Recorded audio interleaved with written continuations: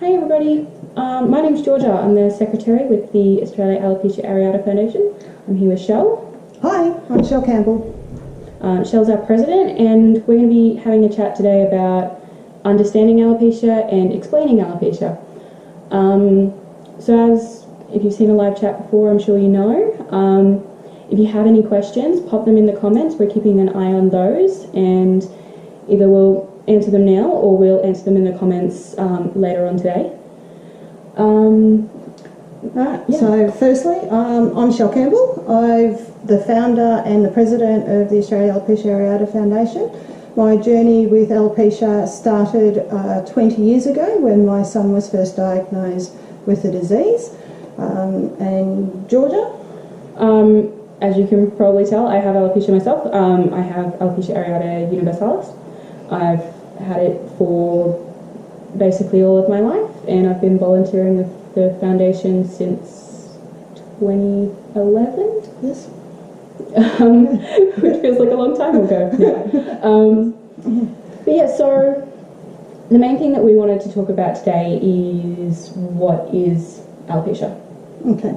So probably the most common question that comes into the foundation, and the common thing that everybody wants to try and understand is what is meant by the word alopecia. So alopecia means baldness, and if we have a look at the social media and we look at TV articles and things like that, it typically is talking about or referring to male pattern baldness, and that's where alopecia is associated to.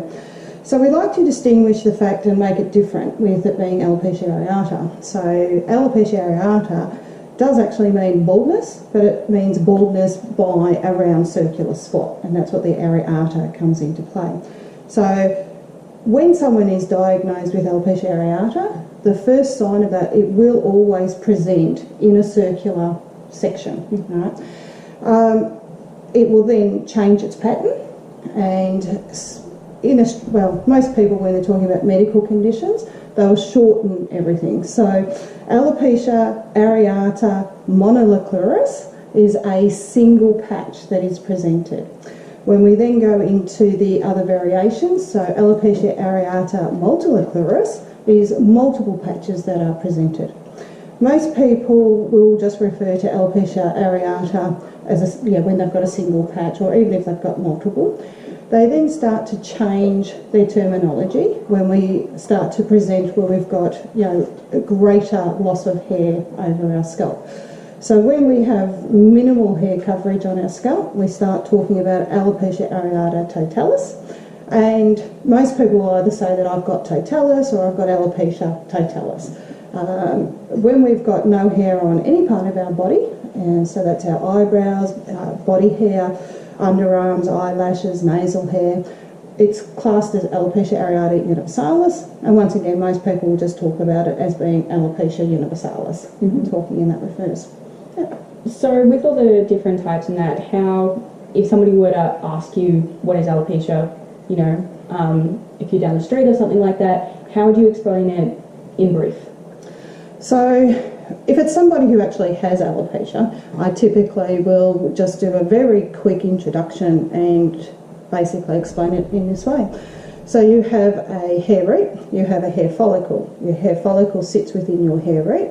You have dirt that comes down during the day, and it sits at the base of the hair root. Your white blood cells come and actually nourish the root, and that is just healthy. That is how the body works on a regular basis. When you don't have the white blood cells coming and nourishing that, your hair follicle, your epidermis closes up over the top of your hair follicle, and that's why you don't see the hair coming out. As soon as the white blood cells come and nourish the actual hair follicle, it will pop up over the epidermis again. So that's my very quick, simple sort of explanation for people. Yes. Yeah, I think that's good. Is that why, because the white blood cells can come back in, is that why you do see cases of either people going into remission and getting their hair back, or changes in the pattern of their hair loss?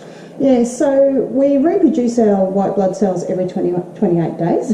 All right, so the cycle just keeps on repeating itself as to where it goes. And your white blood cells, you have two forms of white blood cells. So you have repairers and you also have cleansers. Right? So your white blood cells will come in at a certain level every month, and your repairers will go off and repair things. So if you've got a scratch or something on your body, they will go off and they'll do it. When you've got other things happening within your body that are a little bit more serious, your white blood cells will go off to do that, and sometimes there might not be enough white blood cells to do that, so it takes some of your cleansers on the journey as well. So as soon as you remedy the issue as to what's actually happening with that, then you'll have your white blood cells coming back in at a level area, and that's why you will actually see the remission as such where it comes in. So 46% of people that will present with a singular patch within the next cycle of the white blood cells actually coming into play, their hair will regrow, and it roughly takes about 12 weeks from the time that it comes up. And the pattern as to how long you haven't had hair also plays a factor here, because you, like everything else in your body, it reproduces, your hair reproduces, so you respawn a new hair out of the bulb. If that bulb hasn't been being nourished, then it will actually die, and the hair follicle itself will actually die, and then you have to wait for another hair follicle to respawn for it to then generate and come out. Okay, so it's a lot of sort of waiting for, in the cases where the system does reset, it's waiting for that reset process. It's waiting for that reset process. Right. The area that is not known at the moment, and where a lot of the science is going and what we're looking at understanding a lot more, is so what actually tells the cleansing white blood cells to go off to be repairers. The other thing that we're also trying to understand is, well, since we don't know what tells it to do that, how can we stop it from doing that? Right. And the science that's happening at the moment with the terminology out there is called Jak Inhibitors, and the understanding as to what they're doing at the moment is literally the Jak inhibitor is coming in here. So each 28 days when you're reproducing, it's telling it, try and come back in and reset at this level. Right. So it's just working on this side of the fence and saying, well, instead of coming in up here, because that's what it tends to do, once the last time it came in here, it tells it to come back in here, it's trying to push that back down and come back into this level. So resetting it back to that equilibrium. Resetting it back to that level. Yeah. So do we know what, if it's the immune system and the white blood cells that are going wrong, do we know what tends to cause the initial occurrence? Is it related to something else happening in the immune system?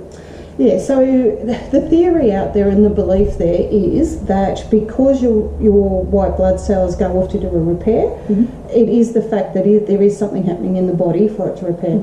So very common that occurrences actually happen after measles, mumps, chicken pox, having surgeries, can also be really bad colds and any of those big shock to the system kind of sickness. Any of that type of stuff. Anything where the white blood cells need to actually go and be interactive and working and so forth in regards to it.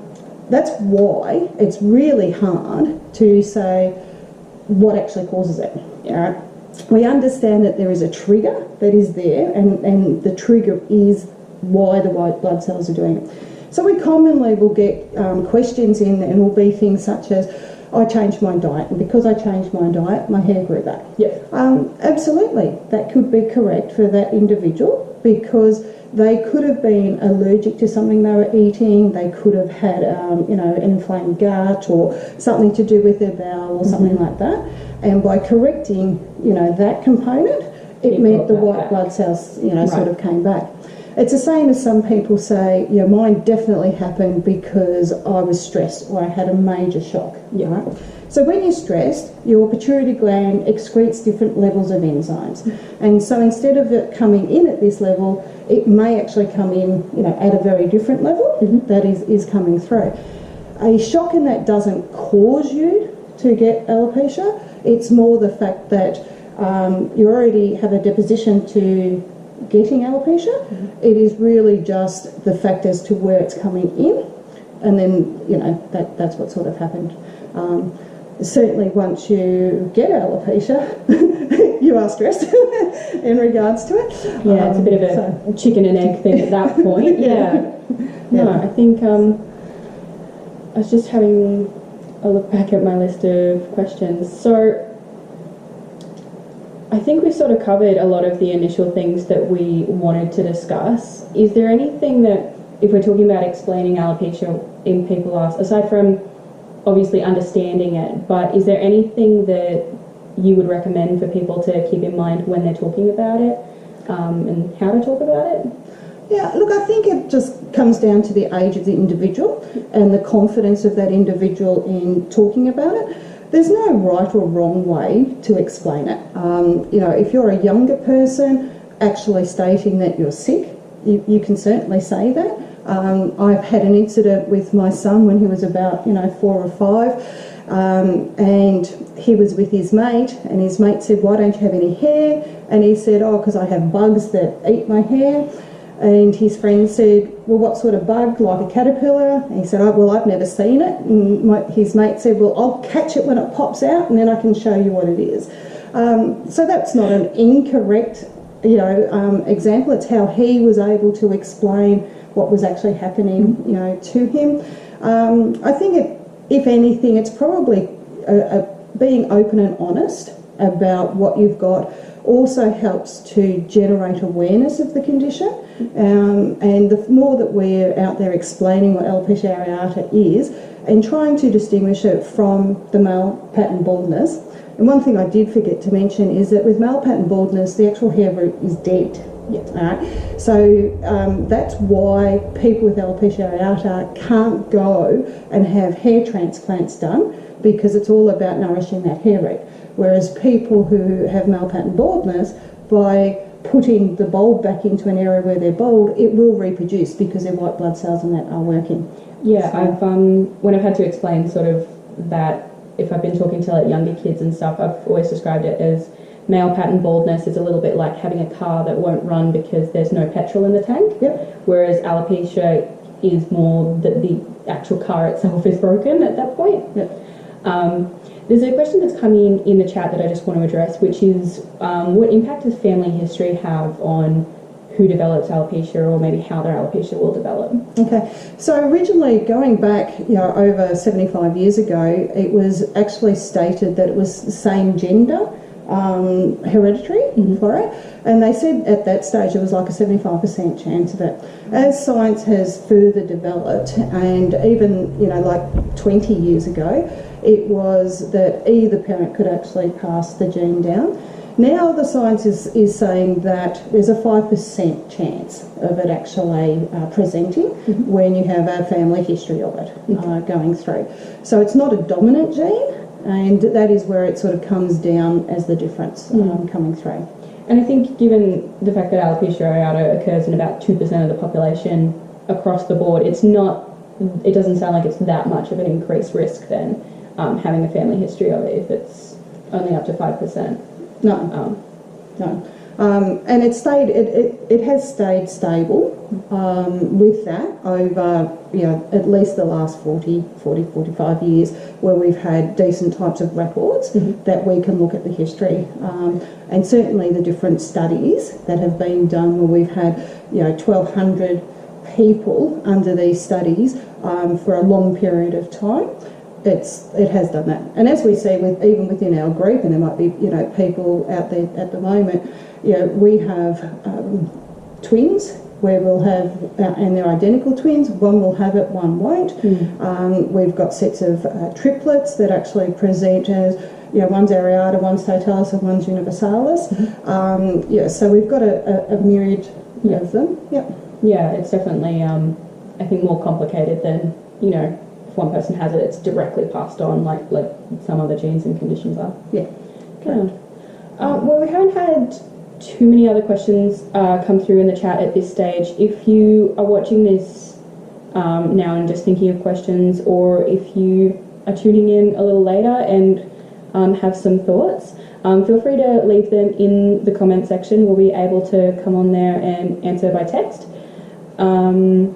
We're planning to do more live chats throughout 2019. If there's any particular discussions you'd like to see or conversations you'd like to be part of, again, let us know. Actually, that is a good question that's come in. Will there ever be a cure or a treatment? Okay, so you need to understand what causes it first before we can get a cure happening. So where we're at with the Jak inhibitors, that seems to be where most of the science is going at the moment, and will be predominantly, the number one treatment sort of coming through.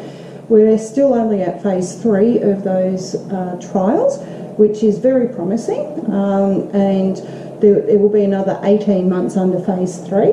Once that's complete, phase 4 is really what takes us through into a general treatment that will be available for everybody, and that's where it will be listed as the number one treatment for the dermatologist to come through. At the moment, we don't have a number one treatment. We have an understanding of the different types of treatments that are out there, and all of those treatments that are there at the moment. So let's talk about the cortisone. So a cortisone injection is basically putting medical components down into the hair root, and really what that's doing is doing exactly the same as what the white blood cells would be doing. All right, so it's masking the condition. Yeah. So most people will be on that for a short period of time, and once they stop, if it has rectified itself with the white blood cells, they'll keep their hair. If it doesn't, then they lose their hair. Mm-hmm. And so we all know with the drug cortisone, it's not a drug that you can be on for a long period of time, and it has some, side effects in regards to it. So most of the drugs that are out there are basically doing that.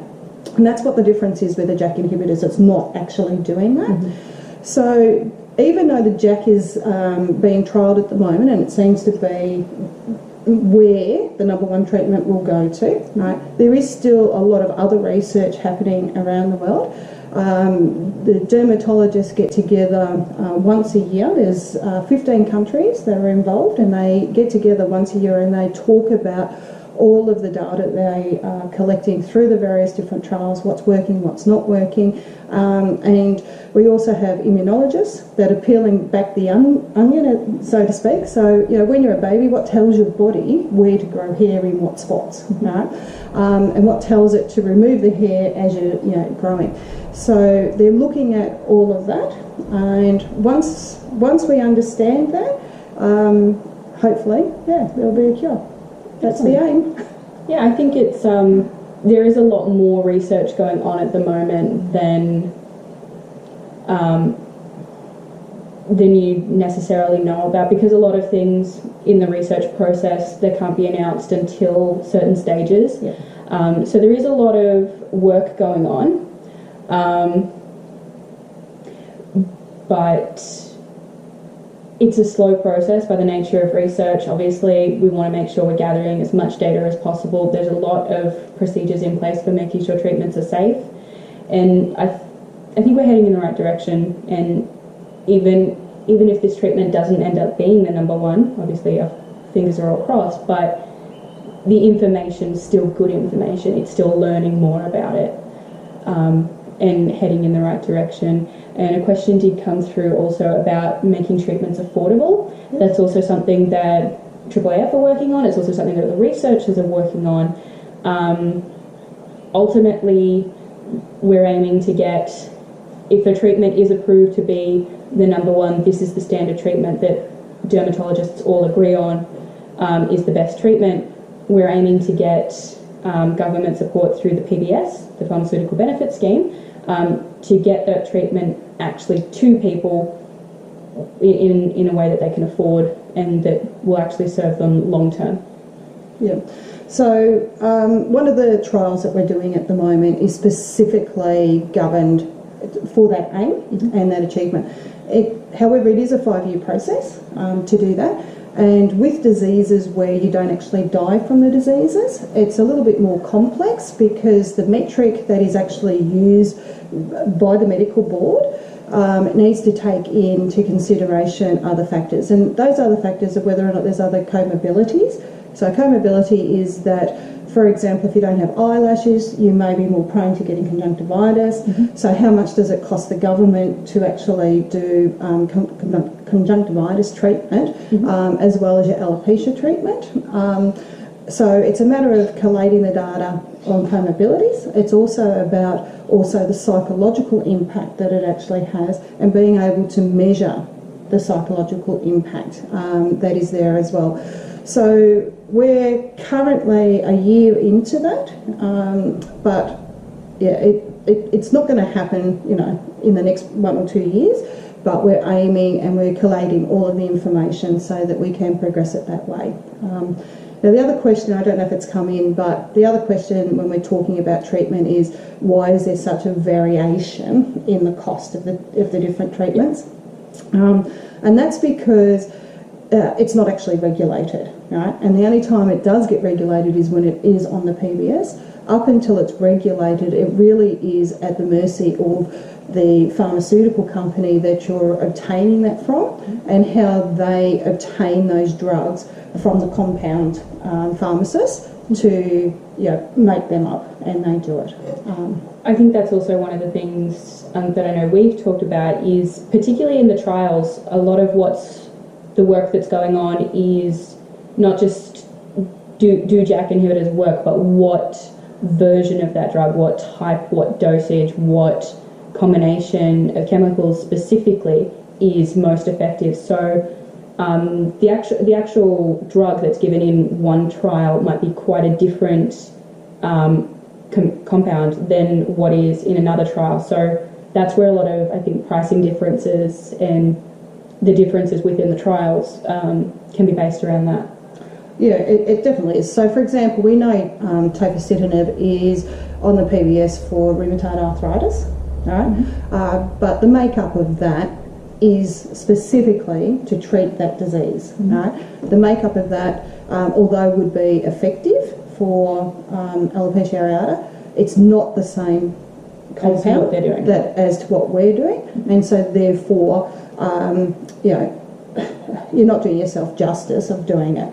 So we have had people who obviously have got rheumatoid arthritis and also have alopecia, and they have found that it has worked very well with their rheumatoid arthritis, and they have had hair growth go through, but they haven't had the same experience of the time frames of the hair growth and so forth as to those that are on the different versions that are out there on the trials.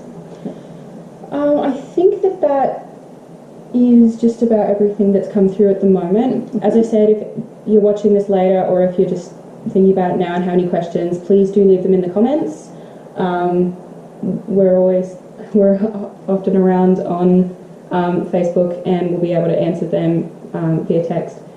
Hopefully this has been helpful and informative for people. If you liked it, also feel free to leave us a comment about that. If there's anything we can do to improve the chats, or if there's something you'd like us to talk about, let us know. All right. Okay, thank you. Thank you, Bye. everybody. Bye.